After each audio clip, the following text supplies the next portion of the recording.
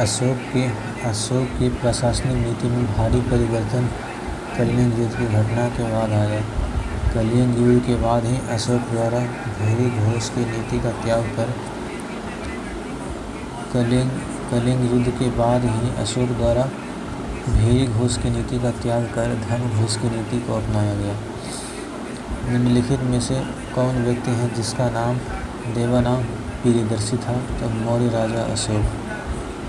मौर्य सम्राट अशोक के अभिलेखों में उसे देवानाम प्रियदर्शी था राजा आदि की उपाधियों से संबोधित किया गया। मास्की गुर्जरा निट्टूर तथा उदयगोलम लेखों में उसका नाम अशोक मिलता है तथा पुराणों में उसे अशोक वर्धन कहा गया है। देवानाम प्रिय के नाम से कौन विख्यात है? अशोक। निम्नलिखित में से किसकी जानकारी के शिलालेखों से मिलती है? सभी विकल्पों से। निम्नलिखित में से किसकी जानकारी अशोक शिलालेखों से मिलती है? जीवन वृत्ति, आत्मवृत्ति, विदेश नीति। अशोक के इतिहास हमें मुख्यतः उनके अभिलेखों से ही ज्ञात होता है। उनके अभिलेखों का विभाजन 3 वर्गों में किया जा सकता है।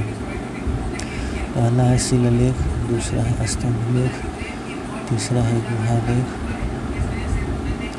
शिलालेख 14 विभिन्न लेखों का एक समूह है जो 8 भिन्न स्थानों से प्राप्त किए गए हैं। इनमें अशोककालीन विदेश नीति, आंतरिक नीति एवं जीवन वृत्ति की जानकारी प्राप्त होती है। अशोक के अधिकांश अभिलेख प्राकृत भाषा एवं ब्राह्मणी लिपि में लिखे गए हैं। केवल दो अभिलेखों शाहबाजगढ़ी एवं मानसेहरा की लिपि ब्राह्मणी न होकर खरवष्टी है। कलिंग युद्ध के बाद निम्न में से किसने महाराज अशोक के रूपांतरण को दर्ज किया था? एडिक्ट तृतीय। कलिंग युद्ध के बाद किसने महाराज अशोक के रूपांतरण को दर्ज किया? 13वें शिलालेख से कलिंग युद्ध के संदर्भ में स्पष्ट साक्ष्य मिलते हैं। यह घटना अशोक के अभिषेक के 8वें वर्ष अर्थात 261 ईसा पूर्व में घटित हुई। इस शिलालेख में उसने कलिंग युद्ध से हुई पीड़ा पर देखकर पश्चाताप व्यक्त किया और वे त्याग की घोषणा की। कलिंग युद्ध किस वर्ष में हुआ था? 261 BC। कलिंग युद्ध किस वर्ष में हुआ था? 261 BC।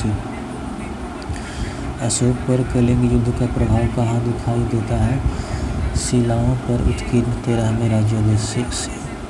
अशोक पर कलिंग युद्ध का प्रभाव कहाँ दिखाई देता है?